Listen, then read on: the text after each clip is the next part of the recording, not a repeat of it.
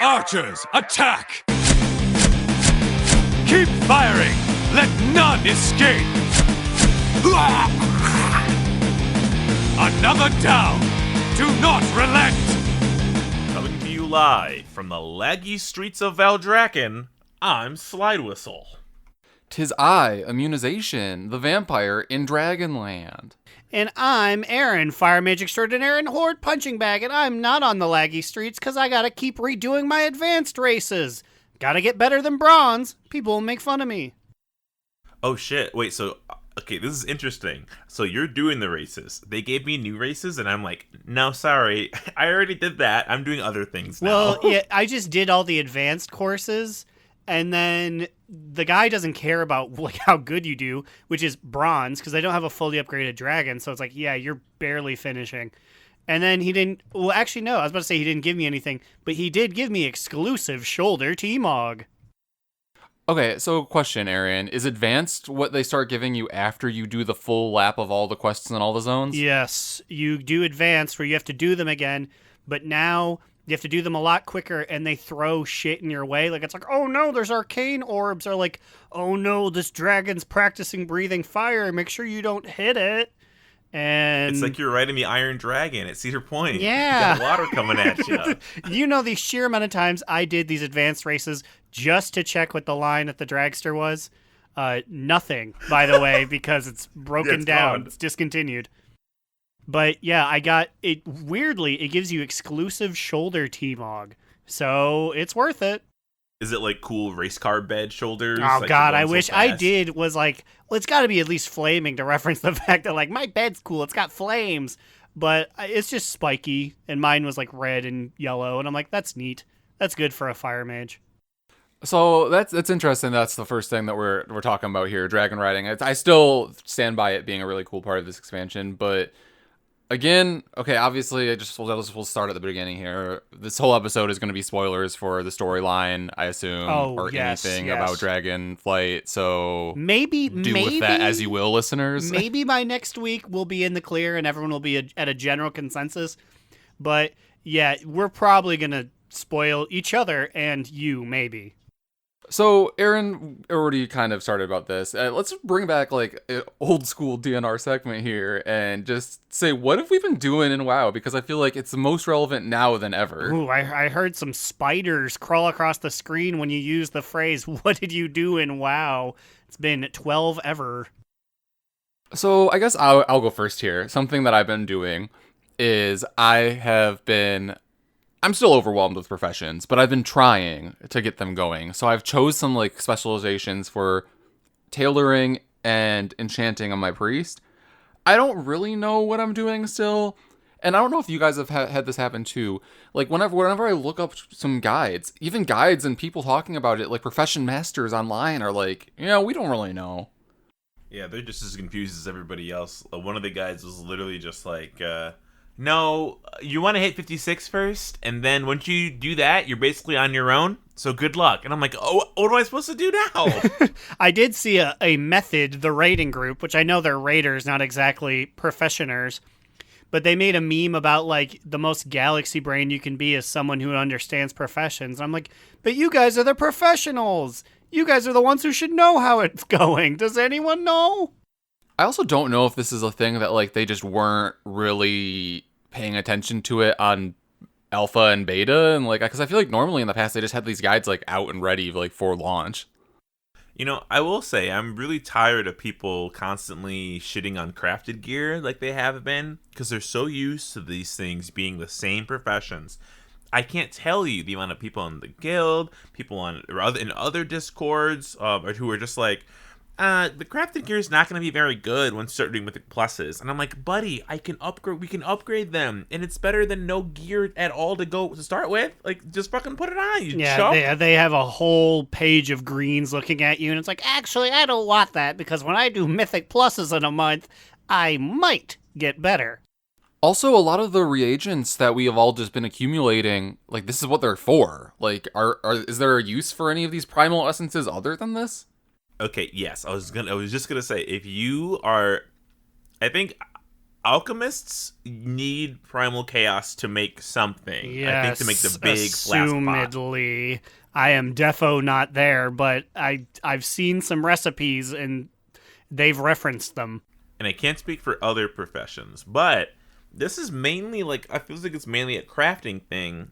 Just use it. You might as well use it. Your spark of ingenuity, that is for sure just for crafting. So you should just be using it. I don't know. It's not hard. It's cool. And like the shit I can put on my crafted gear now for embellishments, I can make my feast last 100% longer. And it goes through death.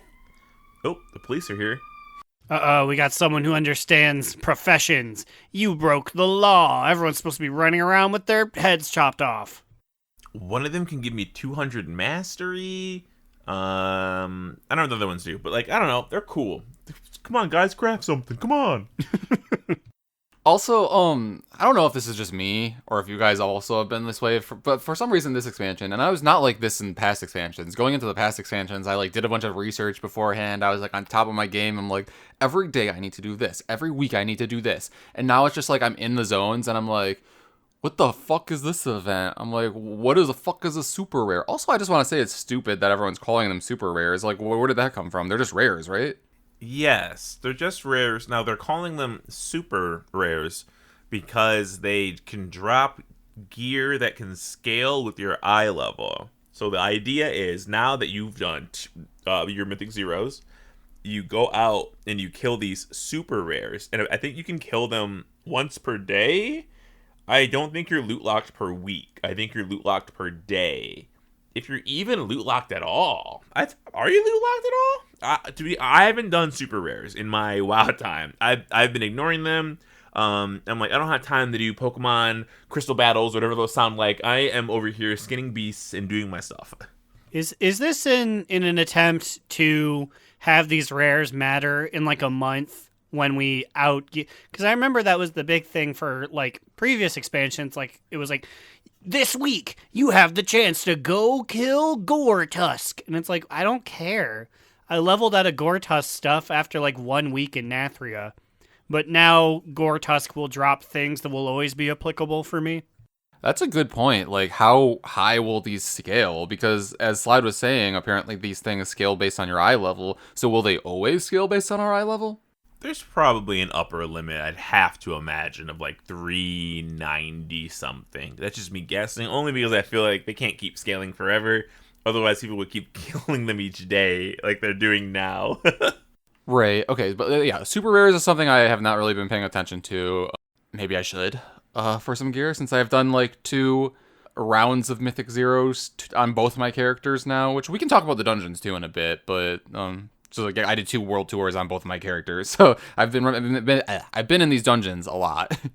Isn't it kind of weird to think that we're going to lose half of these dungeons at the beginning of the new season? Because I don't really want to lose any. Well, I can lose Brackenhide. Brackenhide? Is it Tide or Hide? It is Hide, I believe. It is Brackenhide, yes. Do we know which floor are being cut?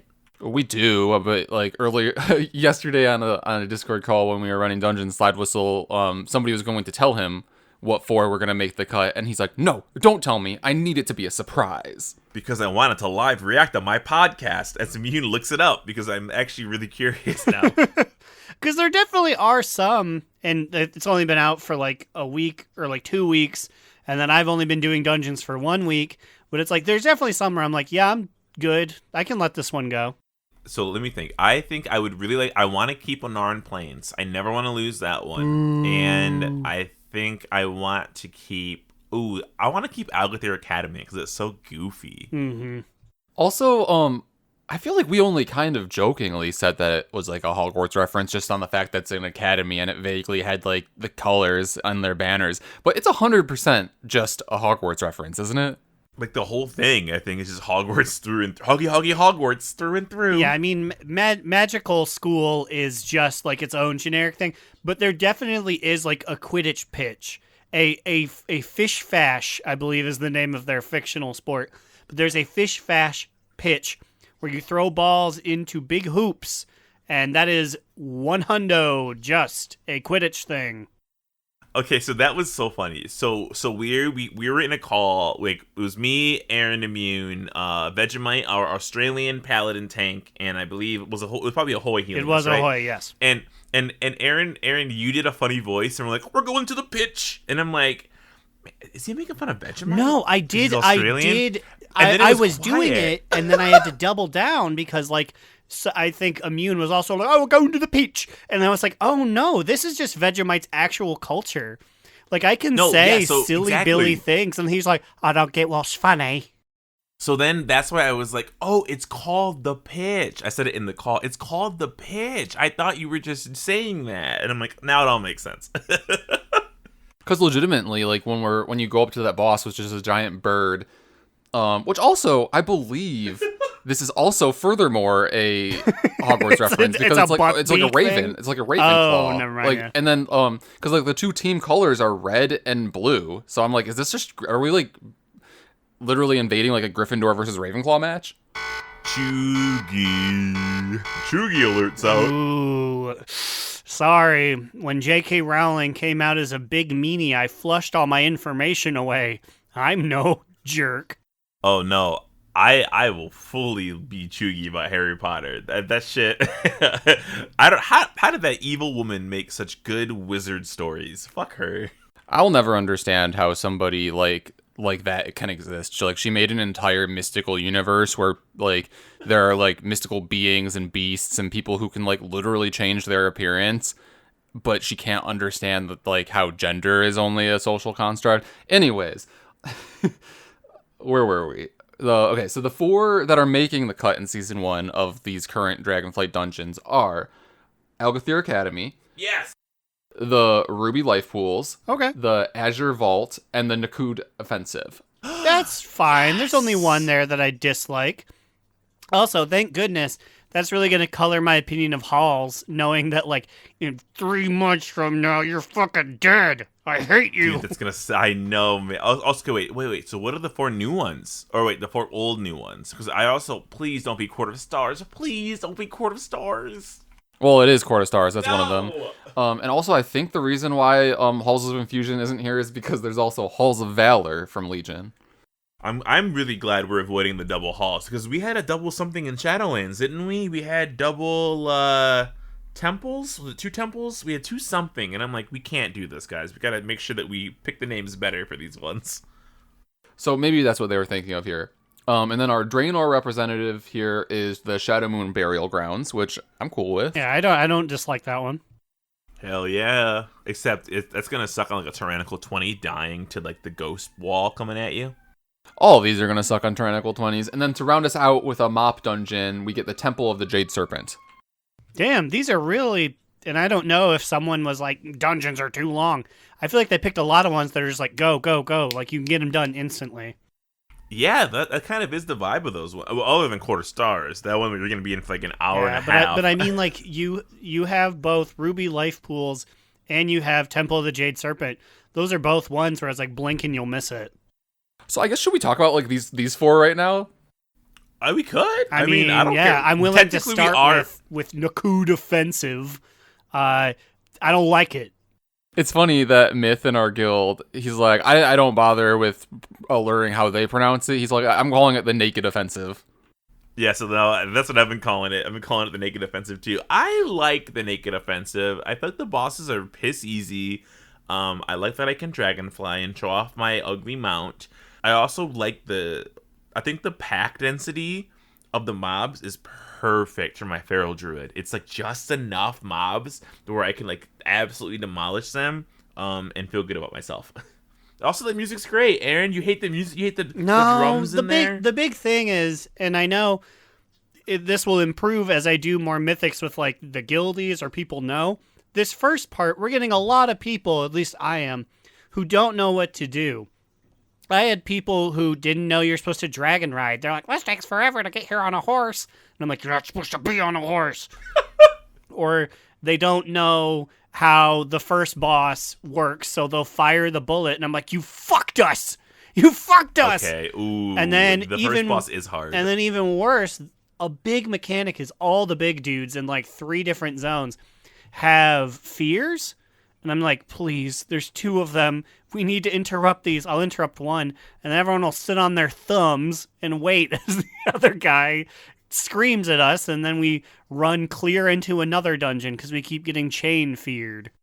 So we did Naked Offensive, and Ahoy, our tank, was like, I'm going to interrupt Skull. And so, because there's 2 mobs that do it, and so then I went to interrupt the non-Skull, and I got stunned by a big Earth AoE, and I hear Ahoy go, well, I used my interrupt, someone has to get Skull. And the way he said it was like, I'm so sick of this shit. He's probably been through this so many times now as a tank. I'm being so sick of it on like week 2. But yeah, I do like that one. It, as Slide alluded to, it has my favorite music right now in Dragonflight, which is the like there's like parts of the Onaran Plains. I don't know exactly which part of it, but like in this dungeon in its entirety, basically they use this theme, the one that goes like don don with like the big drums. Please don't sing it. I've been humming it at work all day, waiting to get on to play WoW. I'm like, dum, dum. Like, it just hits so good. Like, honestly, if Centaur become a playable race, I might fuck with that, you know? And the age-old question, would you fuck a Centaur or a Minotaur? You know, it might be a Centaur. Who knows?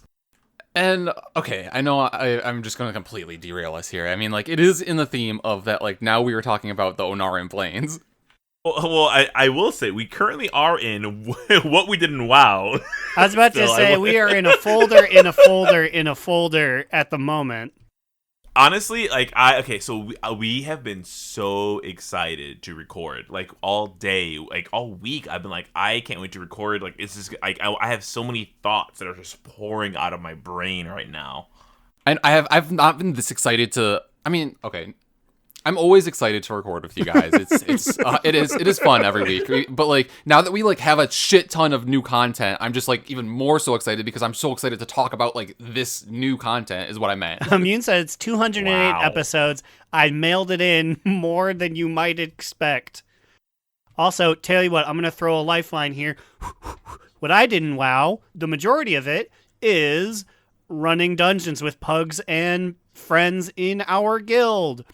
Therefore relevant to the discussion. There you go. We're in a different subfolder, but it's still on task. One of the dungeons that I ran was Ruby Life Pools, and I like that one because it's nice and quick.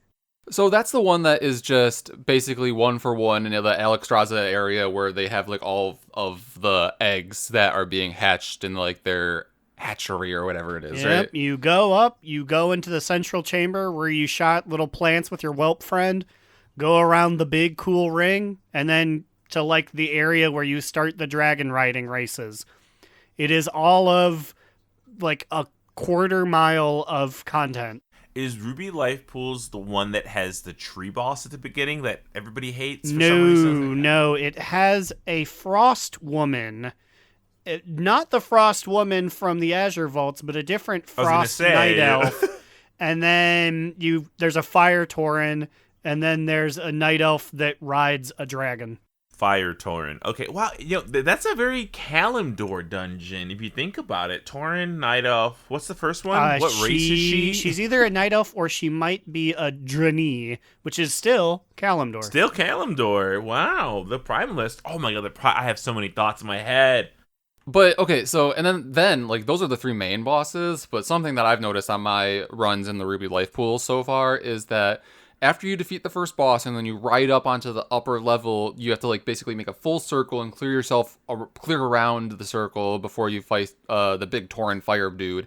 During that point, I believe it's completely random when these giant primalist dragon, like proto dragons, fly in and just like they're like, we're here now. There's like a lightning one and a fire one. I think a thunder dragon comes up out of nowhere and he clonks you in the back of the head and was like, now you're fighting me. And it's like, what?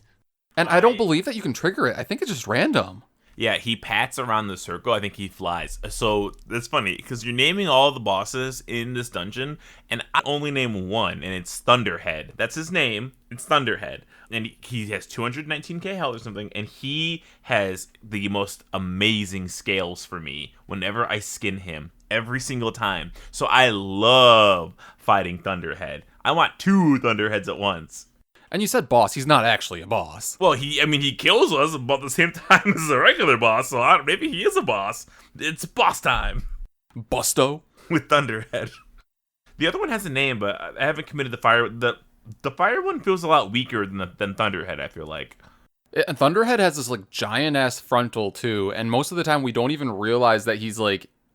Most of the time, if you're like, he comes from behind. So normally, like Aaron and I are the first ones to be like, "Oh fuck, Thunderhead's here," and the only reason we know is because like he like came up from behind us and is starting to frontal both of us. Full frontal Thunderhead, my favorite kind of activities. Oh, it's kind of high, honestly. He has a crazy pushback. Because he can knock you off the map. He knocked our tank off the map. He shot him off like completely. It's just a wacky, crazy time. So, what were the other ones that will be moving on to the ones that count? Well, we already talked a little bit about Algothir Academy. That is the one that you're thinking about, Slide, with the tree boss that everyone was worried about. Yes. There's this tree boss that like apparently has been fucking over a lot of our guild because there's this part where there are these little mini ads that sprout up. It kind of reminds me of the last boss of the Everbloom, with Yalnu that we named former sexiest NPC of the week, where you need to step on all the little flowers. But here, like, they all just spawn as ads. We are lost. I think about that voice line far too often. Wait, Aaron, so have you had a bad experience with Tree Boss? Because I have only ever one-shot Tree Boss. Yeah, I've only ever had good experiences. So when Ahoy was like, "Okay, everyone, I know you've probably shit your pants looking at this guy." And I'm like, "What do you mean?" We had like a 15-minute thing, and then we fought him, and it was difficult. And I was like, "What are you guys doing incorrectly?" Like, this has only ever been easy.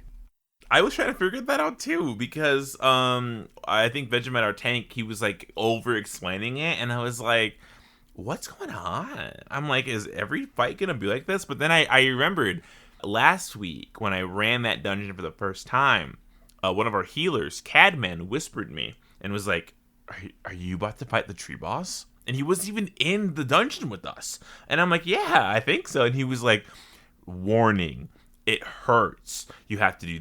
And then he started to explain to me the fight, and I'm like, what the hell is going on? And we one shot it because. So I'm on an Evoker, and Evoker's AoE is absolutely disgusting. It's gross. On Tree Boss, on the ads, I'm pulling like 119, 125k, just spitting pyres, just constantly doing AoE. So like the flowers died immediately. So I assume that all the groups that were having a hard time were just having bad AoE times or non-AoE classes, or just weren't using AoE buttons. Maybe. Who's to say? Also could be talent problems, because as we know now, in Dragonflight, there can be a million different builds, and I won't say any names, but like, I was in a call with some guildies the other day, and some of them were talking about how they just straight up did not choose. They're just like, oh no, I don't choose any additional interrupts. Like they were playing, I think, a druid or something that had an ability to like spec into additional interrupts. And then I was just like, why would you not? Yeah, I mean, this new talent system is going to bring a lot of like ideas to the table. Where like, I should only have DPS talent, so I can only do damage. And it's like, well, but like, there's a reason that doesn't really work, but I guess you won't find that out until you get in there. And luckily, we can change talents on the fly, so hopefully they can just leave them in the plus dungeon and change them outside. Because you can't do it inside, we assume, right? I've got Fire King's blessing again. I specifically made sure to pilot myself over there to get it again. So you know your boy never lost a step from the end of Shadowlands. Oh, Aaron, that reminds me. So I noticed the other day, I saw you cast a spell that I have not seen cast in many a year, probably since like Legion times. Is Meteor like meta now? Meteor is base kit. That's not even something you necessarily need to like spec in. It is halfway through the normal mage tree. Yeah, Hell it's yeah. back. So you just get and it. I was like, yeah, and I was just like, that's neat. Meteor, I love the visuals of Meteor Ball, the good old meatball falling from the sky. I just have to say, while I'm thinking of baseline skills, I'm fucking mad at Blizzard for doing what they did to mirror images. Mirror images now exist as real people, and they have a health of like 1. So it used to be you summon mirror images, and it's like, me and my girls are going to help me fight. Ha ha ha, fuck you. Now you summon them, and the guy goes, oh, womp, womp, womp. Okay, they're gone. See you in a minute and 30. It's like, oh, okay. It's also really funny because, like, you basically alluded to this in one of our dungeons. You're like, yeah, now my girls just die in one shot. And Vegemite was, like, confused. Vegemite's like, are your daughters playing for you? And then once you explained it, everyone was like, oh my god, I thought your kids were dying. Like, what? Yeah, no. And then Slide was like, oh, I thought you were talking about your tits. I mean, same. They're getting slapped because it takes all of like 4 seconds to clear out all 3 mirror images. So they're useful, like when I'm DPS in like a raid or something. But when I'm alone, my girls can't do anything anymore, and that makes me mad. Is it still a thing where, like, when you activate it, you just take reduced damage, though? Yes, 20%. Oh, well, that's nice. I take 20% reduced damage, but the thing is they pull aggro. So I don't know if that continues once they're gone. And they get killed very quickly if someone's actively looking at me. Okay, well, what I did in WoW was play an evoker in these dungeons. Hey, what did you guys think of evokers in dungeons? Aren't they great? Aren't they so useful, like in everything they do? You know, isn't it fantastic? I liked playing with Slide's evoker so that he could move me and put me back, and then flip flap away. But then I would just shimmer forward. So I was like, "You've wasted both of our times here." I feel like Blizzard has failed all of us by creating a new hero class that can effectively hold, like, priest life grip people into bad positions, because if we know anything, Slidewhistle will play the current hero class, and if we know anything, Slidewhistle will use an ability like that for goofs and gaffs. What's interesting, though, is that apparently when I use it, it doesn't cancel your casting. So, Aaron, you could theoretically cast Pyroblast. I could pick you up and move you, like, closer, and you could still be winding up Pyroblast during that time. Like a fast boss special, basically. A very slow ball special. Is it like the Symmetra Orisa teleport strat, then? It's the same thing, I feel like. But yeah, so I've also, same as Immune, I've got 2 characters doing the M0 rounds, my Feral and my Evoker. Evoker feels really good in AoE. Single target, I haven't done a single target build yet, because why would I make a single target build? You know what I mean? Like, there's no reason to do it for dungeons, so I haven't messed around with single target, but it's been fun. I feel like it's kind of ridiculously OP in Mythic Plus, but I feel like that's kind of always the new class, you know? I just mechanically don't see them doing a bunch, but I'm sure if I looked at the numbers, they'd be pulling like a million zillion. Yeah. Like, it's weird to not have like Demon Hunters. You see them flip and turn into a monster and shoot laser beams, and it's like, okay, these guys are topping the charts, and I get it. Evoker is topping the charts, and in the last 30 seconds, he did maybe 6 spells. Well, the problem is, I'm assuming the problem is you probably think your fire is my fire, and I think my fire is your fire, because we both use fire spells. My main ability is Pyre, which looks just like your flame patch, or like when your fire spreads from one to another. And my Pyre is uncapped AoE. Not only is it uncapped AoE, when I lob a nasty magma cum ball from my mouth, and it hits something, it has a percentage chance to then split off and shoot more off of that.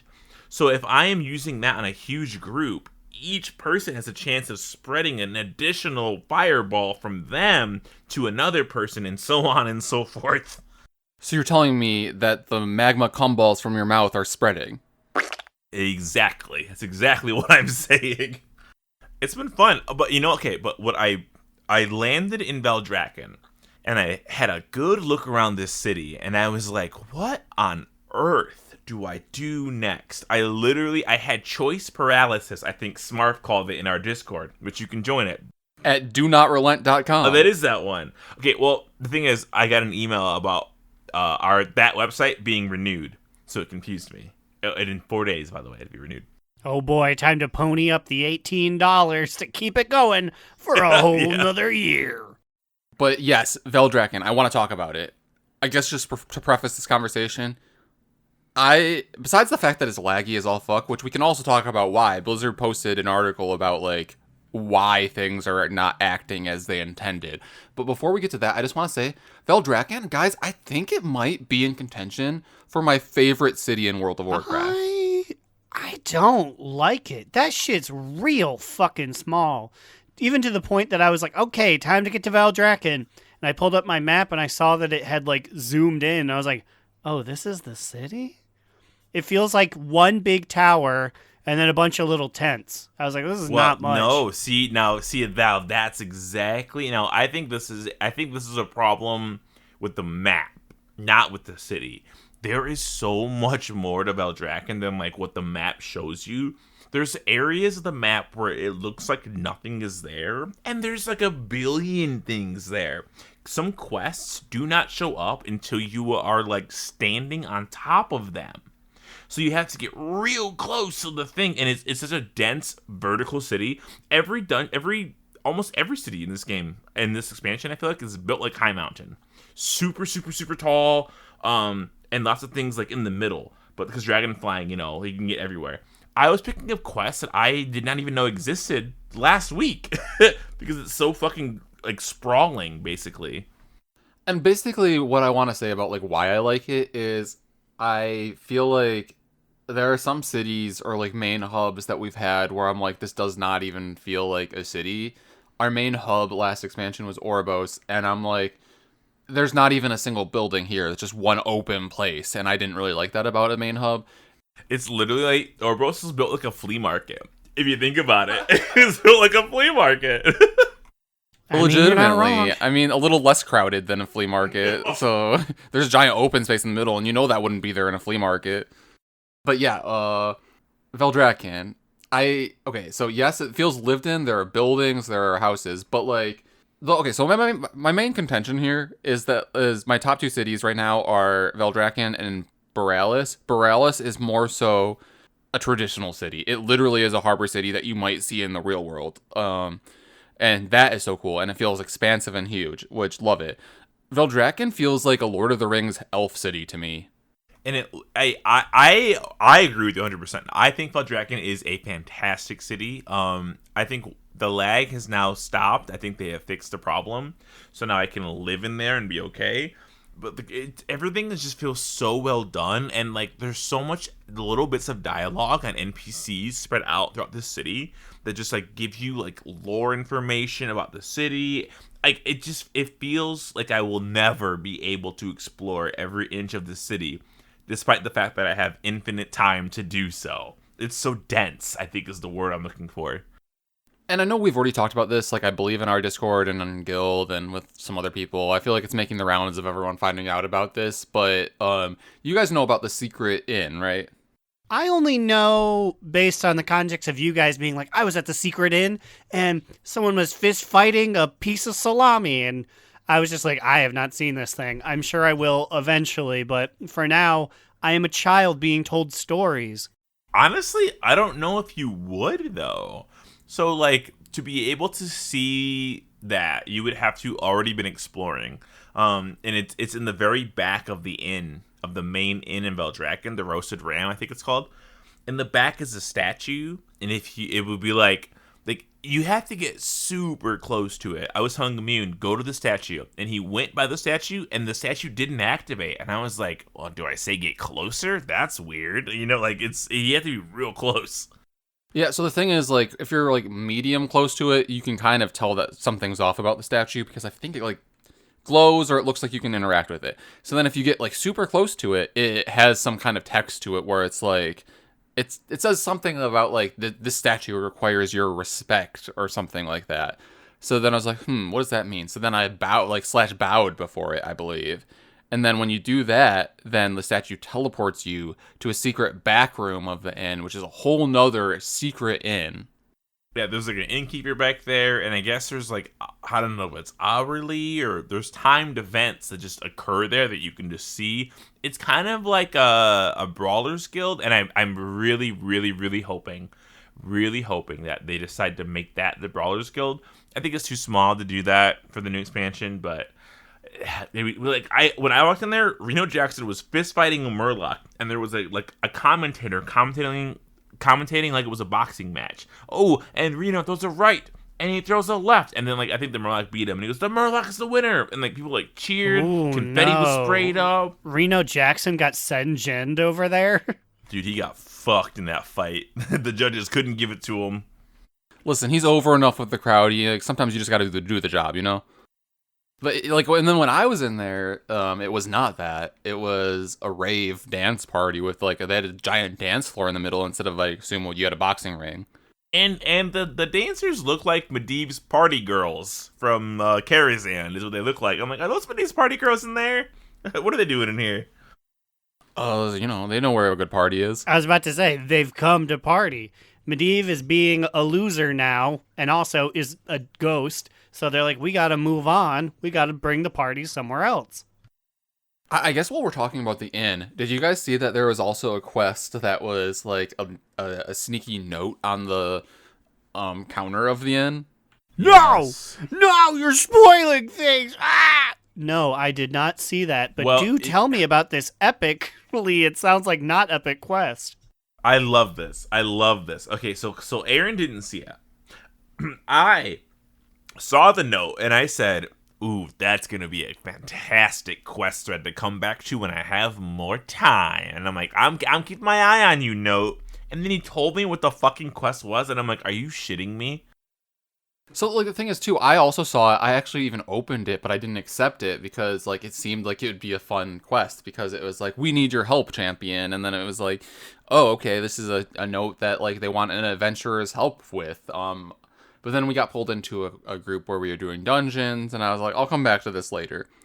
So then I came back to it later, I accepted it, and then it had you go to the Azure Archives, which there is a library in Veldraken. I think it's, like, up in the northwest of Veldraken. So I get there, I turn it in, and then she's like, "Oh, thanks for arriving. We have some tasks here for you."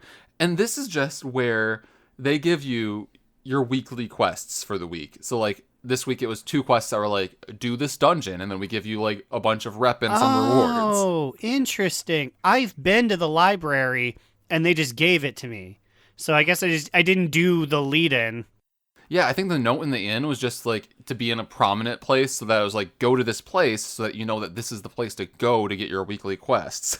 So during dungeons, everybody is sharing quests with me, and I'm like, where the fuck are you guys getting these quests from? And they're like, oh, you didn't do the quest with a note? And I'm like, no, I was saving it for later. I thought it'd be a cool quest. It did. I was a little disappointed because like secret note in the inn, I'm like, oh, we're gonna have like a murder mystery type thing or something. Which, I mean, like, honestly, I'm kind of shock calling right now.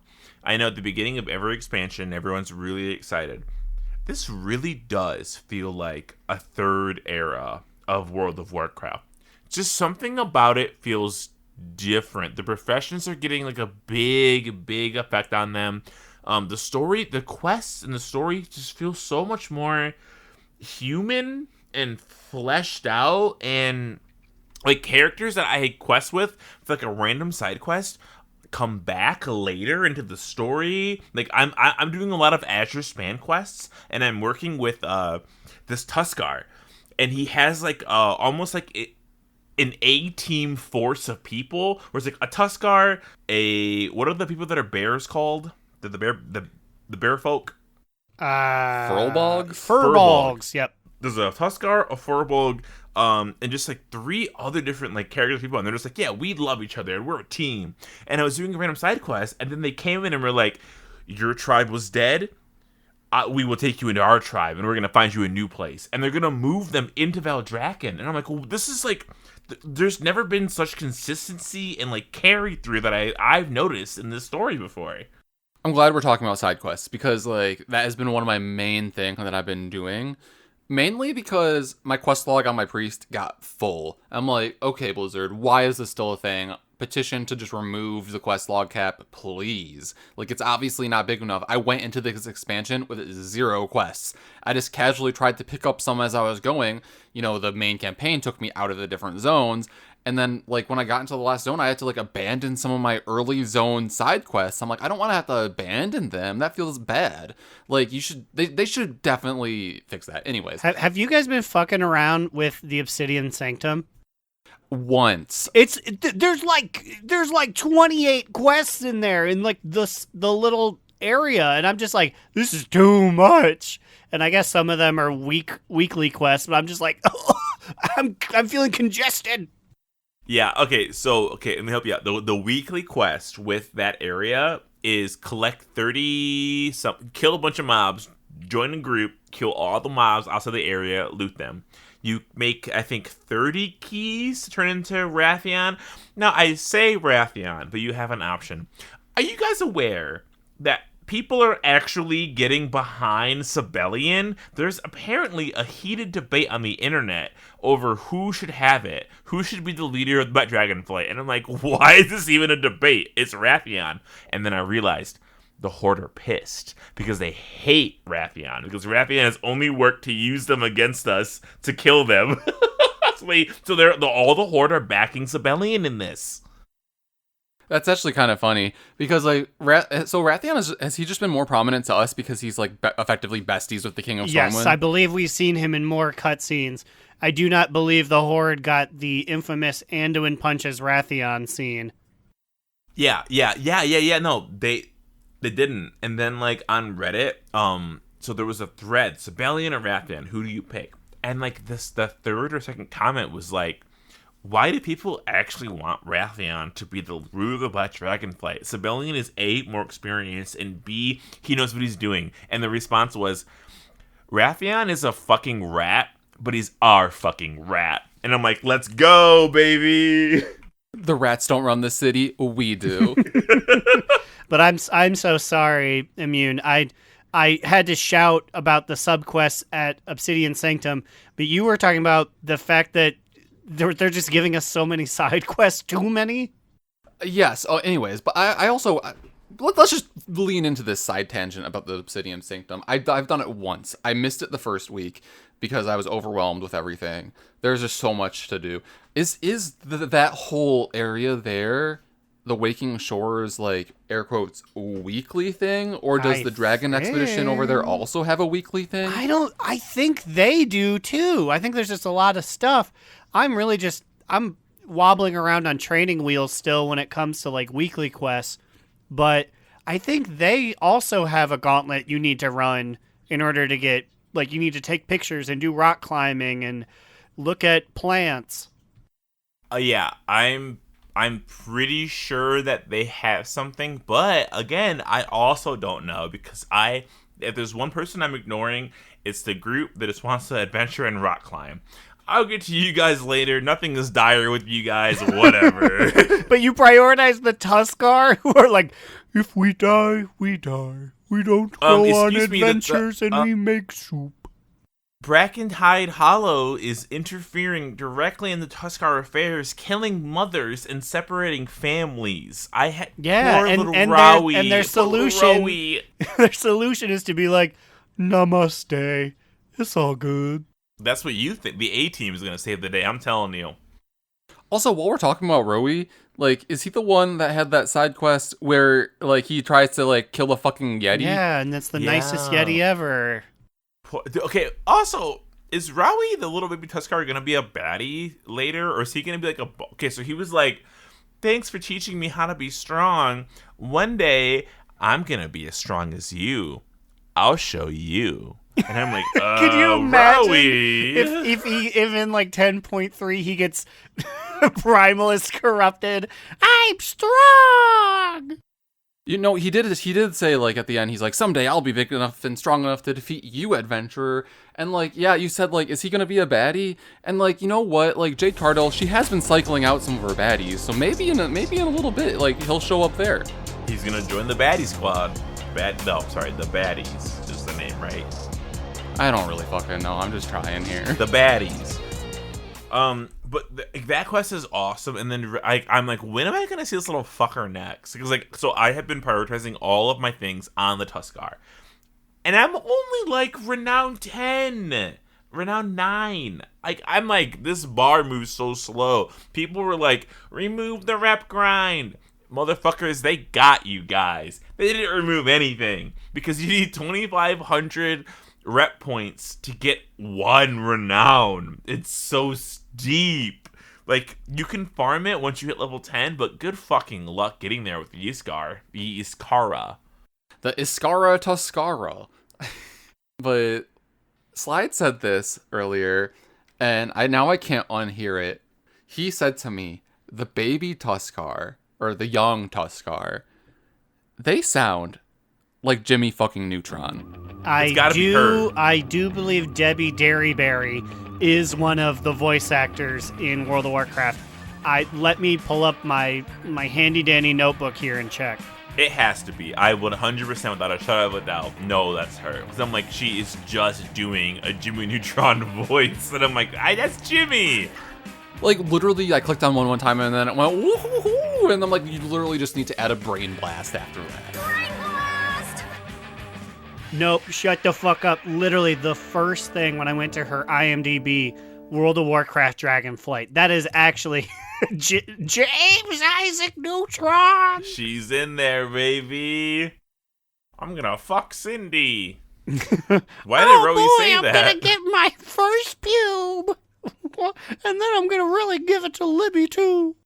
That's an in-game quote, folks. That's not us. That's Rowie. That's how you teach him to kill a man, and then he's gonna talk about getting his first pube and really giving it to Miss Fowl. But in this world, she's an Arakoa. I mean, I'm pretty sure in that world she also was an Arakoa.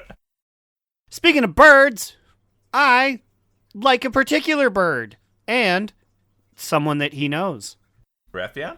Yep. No. This is this week's kind of early sexiest NPC of the week. And I am too starstruck by these two beauties, so I'm going to say Immunization. What are my lovers' names? Well, we have we have a double feature this week, boys. Ooh, Mortala. Who could have planned this? Who? Us in the pre-production meeting. But this week's sexiest NPCs are Numer Normie, the bronze dragon that it holds all of our goods in the city of Veldraken Bang. Ooh, he holds my goods anywhere we go. And then her, Numer Normie, is a lady dragon, okay? Okay, that makes it even better, because I knew that. Because now it's not gay anymore, it's straight, just like Jesus intended, the love between a man and a giant lady lizard. But she's also accompanied by her assistant that we're also naming sexiest NPC, co-sexiest NPC of the week? Sexiest NPC of the week. It's sort of like when we did the Zereth Mortis robots. They get to share the plaque. There we go. Anyways, the other sexiest NPC of this week is none other than Humduck Livingsworth III. Hold on my coin and call me Sally. I'm banking with you for life, baby. I love a waterfowl who's come from old money. And a big lizard that holds it. But yes, Humduck in particular is sexy because, have you seen how this duck has a really official hat? Oh, I love. Honestly, also the duck model is so high res. It's such a good looking duck for World of Warcraft. Is this the best looking beast model? Beast is using quotes in this game right now. There's a lot of good ones, honestly. As a hunter, I've been noticing. But have you guys noticed that, sometimes just when you're doing banking with Numer Nomi, just, I don't know if it has to do with, when you deposit something or if it's just sporadically. When you start to deposit your goods inside of the bank, Humduck goes quack, quack, quack, quack, per thing that you deposit. Listen, I'm not saying it's true. But I heard if you deposit enough money, you're going to get a humduck dinger in the bathroom of the bank. I heard that if you deposit a little bit more, you don't even have to go to the bathroom. You just go behind the desk. You, Numer Normie, Humduck, just hop into a pile of gold back there and just go at it. They call it the Screw McDuck. He just gives you a honker right there behind the thing. And everyone's like, hey, are you getting your raid materials? You're like, get out of here, get the fuck out of here. Hey, why aren't my radiance depositing? We're busy. We're busy. You guys shifting under a pile of coins, just sweaty and naked. Get the fuck out of here! Sticking out of the fucking coins. They just put up like one of those like be back in like 15 minutes sign, and then like anybody who comes up to try to deposit things obviously sees us fugging in like the pile of gold directly behind the desk. Numer Nomi comes back, glasses askew, has to fix them. Oh, sorry, what was that? But there we go. I will deposit the sexiest NPC award to the two of you guys later tonight. Put it in a cash register sound there. Sure can. So Blizzard posted an engineering update on why the servers were fucked up. And this was actually more interesting than I thought it was going to be. It sounded kind of lame and nerdy at first. Well, it is a little nerdy. But literally, it sounded like the reasons were, they were like, okay, so they have a new rollback system. That part, who cares? Blah, blah, blah, blah, blah. The second part is, they have started to work on a tougher encryption for their data. So that way, Wowhead, MMO Champ, and whatever else are out there can't data mine cinematics, quest text, dialogue through voices as easy. And I think it's working because it ended up making the game crash when it launched, apparently. The code was so complicated and hidden that they couldn't get it to work. Which makes me think, is there so much lag in Veldraken because there are future encrypted like cutscenes and things in that area from when we progress through the main storyline? So this was actually a super long for like whenever a WoW posts stuff, I feel like when they explain it, it's pretty short and pretty brief. This was super detailed. And they said basically what happened was it was an interaction with the first system that I skipped over because it's long and technical, and with the encryption, and that the encryption was basically forcing the game to do like hundreds of thousands of like checks on each account, whoever was logged on, and those checks were like just eating up their own CPU. So like it basically created a whole problem with the encryption because it was too encrypted. But I'm just sitting here like, what the fuck? Like, what don't we know? Because this is fantastic. When Shadowlands launched, we pretty much knew like everything up until the next patch. You know, this one I feel like there's a lot that we do not know. Oh, also alternatively, like in addition to my theory that I just said, this could be like encrypted things that have to do with the raid as well. Exactly. So like maybe the Primalists will be good people. Like maybe, you know, like there's a lot that could happen. Like we don't know how the story's gonna go. Maybe the Titans are evil. Who fucking knows? No one knows anything right now. Which is why keep a close eye on Wowhead articles. I feel like they're about to be a lot shittier than usual because they can't data mine everything to the death. They're already pretty shitty most of the time with I feel like they're like excessively clickbaity most of the time. Yeah, they love clickbaiting. Oh, also there's going to be they're adding new Dragonflight Twitch drops, by the way. I did see that. Yes, starting today from this recording. If you watch 2 hours, you can get a big goat horse. Yeah, I was gonna say like, it doesn't fly. Can honestly, skip this. Like you do not care. Well, the only reason is A, it's 2 hours. You know I'll be streaming this weekend. Catch me if you want your goat horse.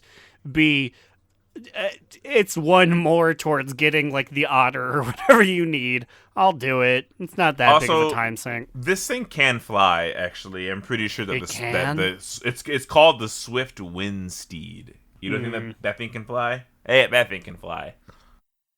Also, this is an old mount. I'm pretty sure this is like a shop mount, right? I honestly don't know. This is my first time. I swear I've never seen this mount in my life. It seems so mountainous. It seems so Onaran Plinian. Well, I think it came out like in 2016, 2014, because the Cenarian hatchling is for sure a shop pet because I've seen it lots of times. So, the Swift Windseed is one of Pandaria's rarest and most majestic beasts. That makes sense. That's another place that's got big old mountains and shit.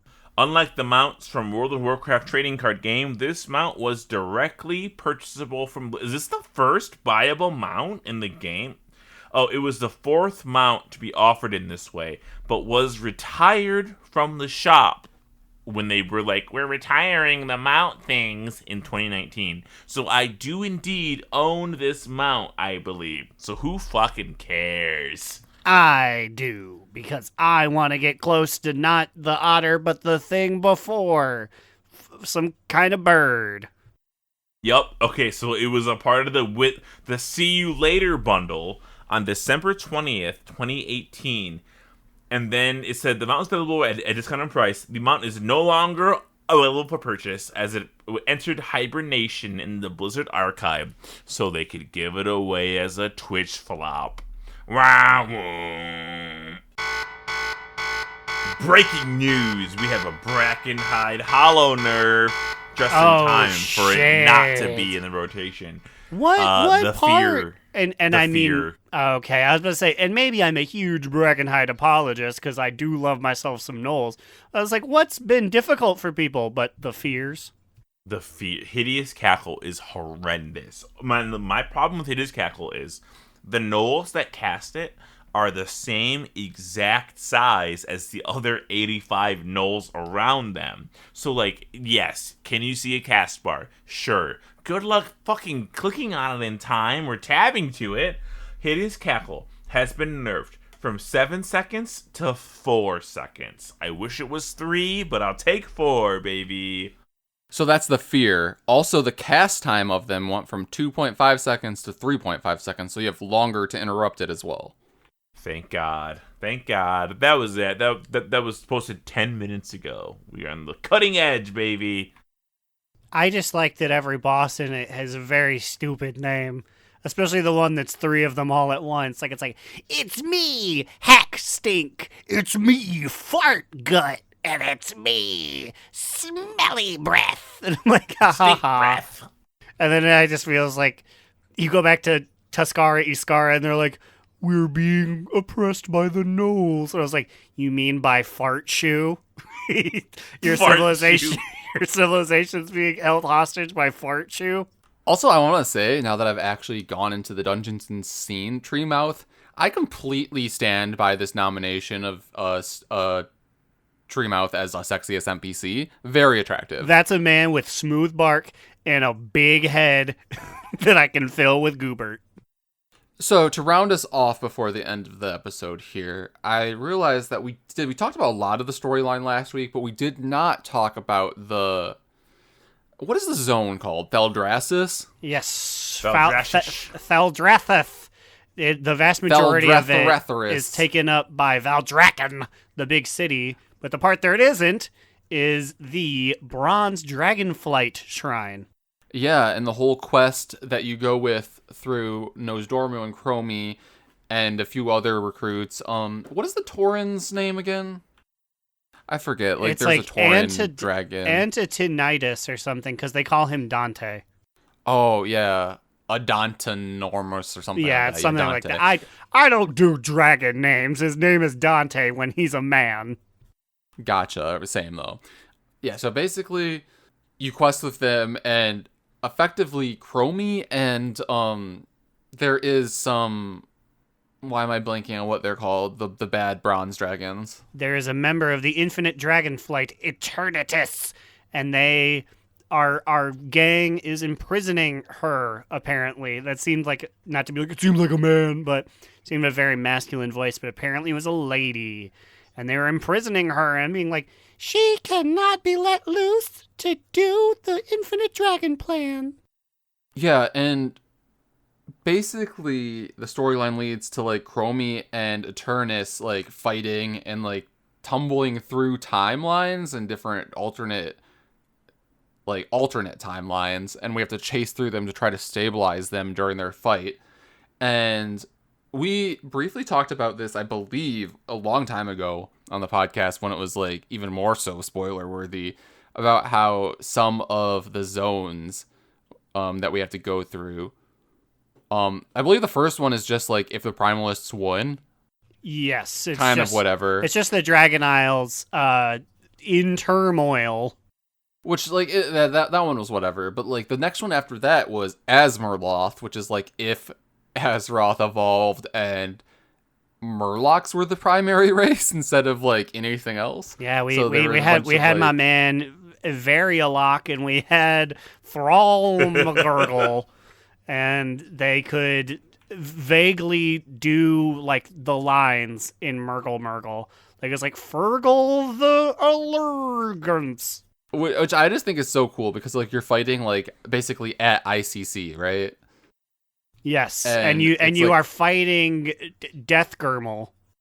And then the reward for it, which is kind of triggering to me. I don't know if it was for you guys as well, because, like, at this point, like, of my questing on both my characters, this is the first area where, like, some of the rewards that I started getting were replacing some of my, like, N-tier Shadowlands gear. Like, this area is where, like, it started to first happen. So I got, like, a really strong neck piece. And I'm like, oh, this is the one that's going to replace my legendary on my priest. And then it was a Heart of Murgle. And it was just like a Heart of Azeroth back from was that BFA? Yeah. Yeah. Yeah, I was Same icon even. I was a little sad because everyone was talking about how fucking funny it was that the Heart of Murgoloth was the thing they had. It's like we never left. But I had done some mythics before doing this, so I had a better necklace anyway. So I was like, aw, it stinks that I got this real funny throwback. And then everyone's like, raising their eyebrows, and I just vendored it. I also love that they put, like, every Hearthstone Murloc at this fight. You got old Merc Eyes showed up to the fight. Literally every other card that I can't remember, because there was like I was like, what is this guy? I googled it. Hearthstone reference. God dang it! I don't know Famous that Murloc Jouster. He was my favorite before I gave up Hearthstone in 2015. But yes, and then after that, because each time you rescue, which I must say I do love, you roll up on the scene and Eternatus and Chromie in their big dragon forms are spinning. They're doing little figure eights in the air and they're kicking their feeties, and it's like, please bring us back home. So you do this 3 times, and then the third time, the final time, you go way, way, way back in time to when in Nyalotha, when the primals, not Is, the primals attacked them to, like, create order on the planet. Yeah, so, like, Black Empire days, right? Yes. And all of the old gods are around. And by that, I mean vague voice lines from previous expansions. It took me a while to figure out. I was like, oh, they're all different. I'm like, oh, because when I heard Cthulhu, I was like, oh, that's the one recorded in 2002. You will die. All your friends will die. And I'm like, you just sound like a creepy old pervert. Like, hello? Your friends will betray you. Abandon you. You will betray your friends. And I was like, oh, that's Cthulhu. So I was like, okay, so the rest, hearing Yasharaj's, like, Garrosh Pandaria voice was interesting. Because that's somebody who, like, we don't hear a lot of. Obviously, we didn't play Pandaria. I mean, and also, he never existed. He was squished and flicked at the beginning of time, so no one has heard him. Well, talk. his heart was what made Garrosh his heart bad. talked. So when he talked, he talked to Garrosh in Pandaria, like as like a you will bow to my control. He's like a crazy guy. I'm crazy. My one complaint about the zone, though, is I guess our listeners will have to confirm this, I guess, but, like, also the fact that I feel like the 3 of us are probably the only people that never took off our Eye of N'Zoth. I was kind of hoping, basically, we are the delusional Eye of N'Zoth club. We are eternally waiting for some kind of reference or special thing to be given up to us for never taking these eyes off. And this is the perfect time, and we didn't get anything, did we? Nothing happened. No, because it's technically a Dragonflight zone, despite it being Nyalotha, so it did not give me my headband again. It knows when we're wearing it, though. The game knows we're wearing it. But yeah, we stabilize them, and then I guess basically Eternus and Chromie are tired of being lost in time, and they make, at some point when they're, like, kicking their little feeties and spinning in the air. They made an agreement to stop fighting. We free them. And then we return to the proper timeline. And then fucking Nose Dormu is like, I'm just gonna free Eternus and let Eternus go, and then she like flies off. And I'm like, I like was so angry at this. I'm like, what the fuck? I was more wilding out that it was like, you helped my friend Chromie, and for that I thank you. And Eternus is like, whatever. And then Norse Domu, same breath, is like, if I see you again, I'll fucking kill you. I'll snap your back like you're the Batman. And I was like, whoa, Norse Domu. We're all having fun here. Nose Dormu sealed his fate that day, much like Varian Rin sealed his fate when he let the Horde go at the end of Mob. Varian Rin should have cut down every single fucking member of the Horde for being a part of an evil cabal of a faction. And Nose Dormu was like, oh, yes, you're saying that you want to make me evil? You can go and I'll kill you next time. Girl, next time, you're gonna be the one corrupted. You fucked up, Nose Dormu. Especially because right after this, we got a cutscene where Chromie's like, Nose Dormu, something's bothering you. What is it? And then he's staring at this giant, like, sands of time hourglass, and he's like, Chromie, my time will be up soon, and I will be corrupted by the infinite dragonflight and become Murazond. At that time, you know what must be done. And then Chromie's like, I'll think of everything. I'll analyze every timeline, and we will fix this. We will find a way. And first off, I want to say, I'm very, very happy that I feel like, is this the first time that Chromie actually has a cinematic of any kind? Probably, because most gnomes Yeah, don't get anything. she's usually just a little Easter egg character. So I thought that was really cool. I'm really happy for Chromie, and I just like the storyline in general. But also, Slide said this. Shouldn't this have been the first thing you tasked the entire Bronze Dragonflight to do? To search for a moment to stop this? And he was like, oh, Chromie, good luck. It cannot be done. But I'm like, okay, but like, you just gave up, dude? Like, what the fuck? He's always been head ass. I think he's just like, I'm the ultimate guy. I can see everything. There is nothing outside of my sight. So Chromie being like, but what if there is? He's like, ha ha ha, that's hilarious. I'd never be wrong. Despite the fact he is constantly wrong. So basically, I think this is like basically the last story beat that we're presented with in Dragonflight, and it kind of does set up that, like, I think Murazond might be a big story piece in the future patches. I don't know if he's going to be the big bad or a bad, or if Chromie is going to find a way to stop this from happening.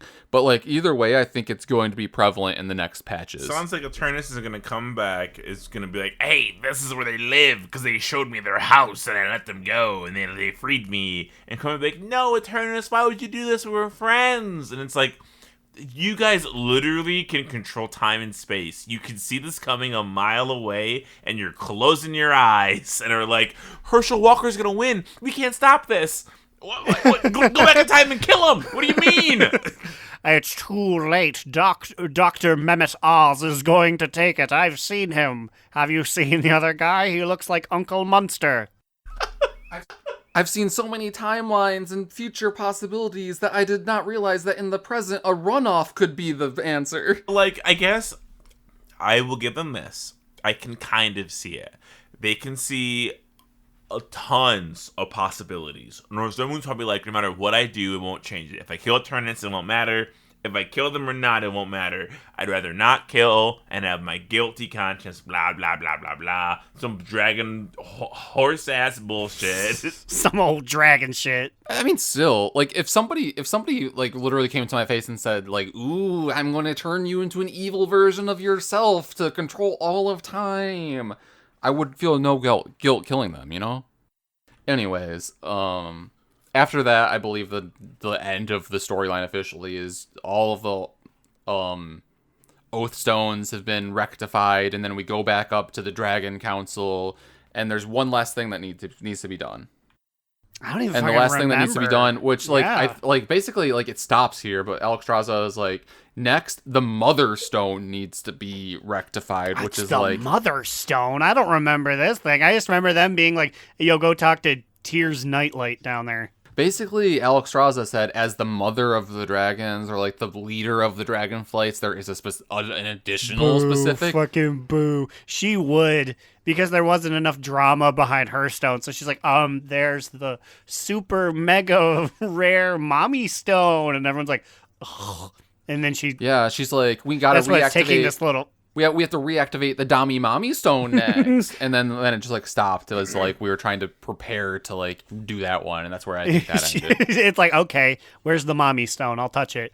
And then like she realized her people hadn't created it out of paper mache yet, so she's like, oh, it's gonna take a sec. Breaking news, and this is actually probably the biggest breaking news. I feel like an actual newscaster right now. FTC sues to block Microsoft acquisition of Activision Blizzard. In a 3-1 vote, the Federal Trade Commission has approved a lawsuit intended to block Microsoft's proposed $69 billion acquisition of Activision Blizzard, citing potential harm to consumers due to concerns of exclusivity. With this, the case will now be heard before a federal judge who will hear arguments from both sides before making a final decision to block or allow the merger. This isn't happening, baby. It's over. Yep, Sony was very upset that they might get Call of Duty DLC a month later, so they drummed up this. My question is like, why was this same heat not brought forth by the FTC when like the Ticketmaster Live Nation thing happened? Ugh, Bobby Kotick responded, and it's just a fucking quote of anal diarrhea. Hey, this sounds alarming, but I want to reinforce my confidence that this deal will close. Because I bought them all off. Wow, so keep your eyes peeled, folks. We're the first to bring this news to you because I guarantee you no other podcast will report this by December 9th. We'll be the first. And now with that, it's time for our top toot, bottom boot, medium root. Immune will start first. Yes, here I am with a top toot of the week. Doo-doo. And Sorry, I was looking at my phone. wow, are you not interested in my top toot, No, Aaron? you just engage me in my ears. My eyeballs don't have a lot to see other than bouncing waveforms and green circles lighting up, so I was checking out to see what Grant Kirkhope was up to. Answer, not much. Anyways, my top toot of the week is, in general, how much I've been enjoying the side questing. Whoop. All of them are very engaging and very endearing, maybe is the word I'm looking for. They basically make all of these characters like I want to care about them. But in particular, one really stuck out to me this week, and it was in the Onaran Plains. I don't know if you guys have done this one, but it's this one where... What are the little lion companions called of the centaurs? Balix or Barix. Yeah, that one. There was one that was like bigger and awkward, and like we talking about my little soft boy? Yeah, so the whole quest line was basically trying to find his spot, like where he was going to serve, what he was going to do, because most of them like just fight alongside their warriors. So you like went through this quest line, and he's like, oh well, he didn't fit in fighting because like you had to do all the fighting and hunting for him. He didn't fit in even herding like their sheep or whatever it was that they herd. You had to do all the work there, and yeah, so like hope was lost, and then like I don't know, like they kind of soft implied that they were just gonna put him down. Because they're a little warrior society. And then like as they were like, oh, we'll have to figure out what to do with him, we're probably gonna have to put him down. Then like one of the villages was attacked by the evil centaur clan. I forgot their name. The Nakoon, maybe? Yes. And so you have to go over to try to help, but it was too late, and like the Nakoon had like already like destroyed the city. And then you have to like go in and try to like rescue like the few survivors that were still there, and then like you start to go in and realize that it's hard for you as the player character to try to like lift these logs and free these people who are dying. And then in like his moment of glory, this like lion that didn't know his place comes charging in and rescues all of these people. Like he lifts like the heavy logs and carries them to safety. I don't know what the fuck you're talking about. This is all foreign concept to me, but this sounds beautiful. What the fuck? I'm staring at you like, what? Wait, what are you talking about right now? It's like a soap drama. No, it's super dramatic, and like I felt for like all of the characters in this. So basically, he has his redeeming moment where he saves all of these people in this like damaged city that was taken over by the Nakoon, and then you go back to the main city. And one of the people who were rescued, her parents were killed, and she was like refusing to like talk. And like the leader of like the main city was like, we don't know what to do with her. She won't talk to us. Her parents are died. She doesn't want to join our clan or whatever. She's being like dramatic is the wrong word, because obviously a little like moody Judy just because everyone she know got all burnt up and stabbed. So then like the like Balak or Barrack or whatever. I feel really bad. I should have written down his. I believe like, his name is Key High. I believe his name is Key High, and he is a Balak. And people can call me out on, but from what I vaguely remember from last week, that is his nomenclature. So anyways, you go back to the town, and the one who was trying to task you with trying to find his profession was like, I can't believe I've been so closed-mindedness. I'm a healer. I can bring him with me and he can help me rescue people. And then like at this point, the little lion guy goes over to the centaur that lost her family and like nuzzles up against her. And then like she, for the first time, opens up and starts talking to people because this lion is there to comfort her. And then she like joins the clan and is like able to speak again because like this lion is able to comfort her. And then like the closing of it is like the centaur that you're working with to try to find the placement of this lion is like, wow, I can't believe I was this close-minded. Like there's more than what we know. This lion can help rescue people the way I can't and heal others the way I also cannot. I don't know. I honestly, like, it maybe it's because I was, like, deliriously tired at 4 a.m. after playing all day, but I teared up during the storyline. I was going to ask, how many tears? How many tears? It was 4 a.m., and I was very tired, but I did shed quite a few tears at the end of the storyline. It sounds emotional. at the end, you get a whistle, so you can call him, I believe, for 30 minutes every 3 hours or something. Technically, it's a raid buff, too, because it provides everyone with 1 versatility. That's it? One versatility. And I don't know if you can show up for multiple people in like a group, but we need to have Kihai out at least one every raid. But yeah, that's a long top 2, but that's my top 2. Aaron, what you got? Mine will be a little quicker. I have a bottom boot this week. Boot. And that boot is now future, soon to be canceled dungeon Halls of Infusion. Does not have any way to go forward when you die in it, and it's a very long dungeon. Hey Blizzard, what's going on with that? This may be a controversial statement, but when I go and kill a boss, there's no reason for me to go back at all. Like, please make resetting spawn points when you have to die. I don't want to have to run 45 minutes just to get back to the final boss every single time. It's so long. And I don't get it, because other dungeons, like Ruby, Magic Ruby Pools, you get a spawn point adjustment after the first boss, and that's all of 17 feet away. Why didn't they do that for Halls of Infusion? Smish, I say. Shaking my head. Smish. Maybe it's something that they'll figure out between now and Season 2 when it's live on Mythic Plus. Well, it will be unlive, right? Because Season 2, that's one of the canceled ones? Oh, no, like, Season 1 is the one that opens up next week. And I don't think it's one of the 4 that are included. I see. Well, Rudy Poot, yeah. Take some time and think about what you've done, Halls. You canceled. But Slidewhistle, what is your TTBBMM? My TT is honestly fucking war mode. Listen to this shit. So since recording, I have had one problem.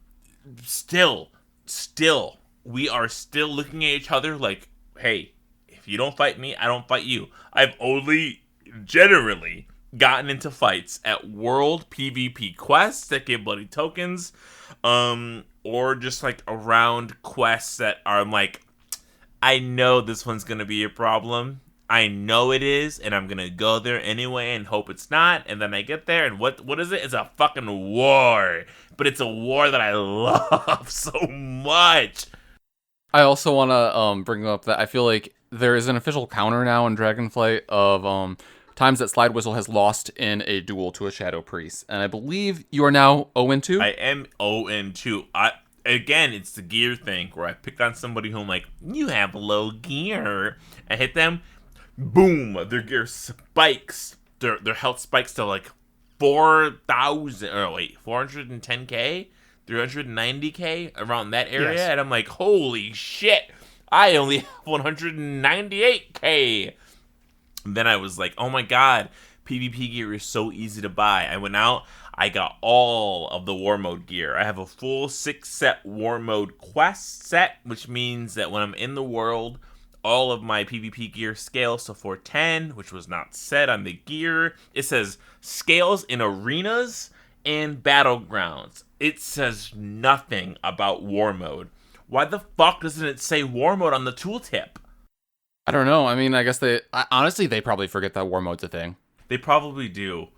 I just feel like I have had really, like, I'm gaining all the benefits of war mode, I feel like, without too much of the hassle. I feel like by this point in Shadowlands, I'm getting jumped 24/7 by huge horde groups. Even in BFA, I'm getting jumped. It's just been very much, I see you, you see me. You know what it is? Because we can tag the same bosses now. We're not fighting over shit as much. PvP bosses are still personally tagged with Horde and Alliance, but overall, generally, like mob tags and everything they feel regular. But like now I'm thinking, I'm like, wait a minute, didn't they announce a change that was like that wouldn't happen in PvP? So maybe either I've gotten lucky, or maybe I've always beaten the Horde to the punch, and they've helped me beat it, so that way I could leave and they can do the next one when it respawns. Who's to say, you know? But speaking of people who just kind of help us out so they can move on and do something else, it's our patrons. We're talking about Command Sergeant Major Tijurla, fourth host of the Podcaster Monkey, Ahoy Vince, a.k.a. Nathanos, killed himself to season 4, and she won't even pick up the phone. And Sync/Drag Race, Azarin, Mitch, who wants the pod to know that the Hunters of Uno Mas are burly boys. Crucifix, Cardicay, Saracen Hawk, -1 Duck Dorno, because Slidewhistle killed 4 of them. R.I.P., honestly. Gershom, that 100% Christmas bitch. Hoax, asking Growlina to say, for the Horde. Vanderlyle, generational talent, Smarf, debased god. Slidewhistle says, fuck Craig. And Will, a.k.a. Tyre, Trade Chat's fallen father. With that, we're out of here. If you want to join the Leagues of Nation that support the DN Army, brother, all you have to do is join our Patreon at patreon.com/do-not-relent. We are going to record an episode after this that will for surely be a pretty good one. We just talk about anything. Basically, it's this. And then it's just nonsense. We're drunker or wilder. We will spin the wheel and read a topic that's been submitted to us. We have no control over this wheel as much as people think we do. Because let me tell you, this wheel's chaotic. What about you guys? Where can they find you on the internet? You can find me, Alex or Immunization, on Twitter at New Era Alex. You can find our podcast Instagram account on the gram at Do Not Relent. As aforementioned, you can join our Discord at DoNotRelent.com. You can find me, Aaron the Human, at TheBigAcheesy on Twitter.com. Read the show's more active literary musings at DoNotRelent.LiveJournal.com. And come watch me on Twitch at twitch.tv/AaronDNR. Come get your mop goat. probably already have it, but I'll still be there.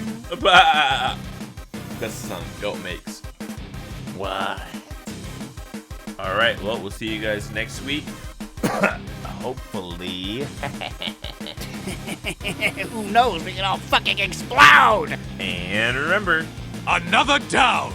Do not relent! Do Not Relent is a podcast within the 3HNC network, representing U.S. Proudmoore's premier podcasts. That was a very good wish.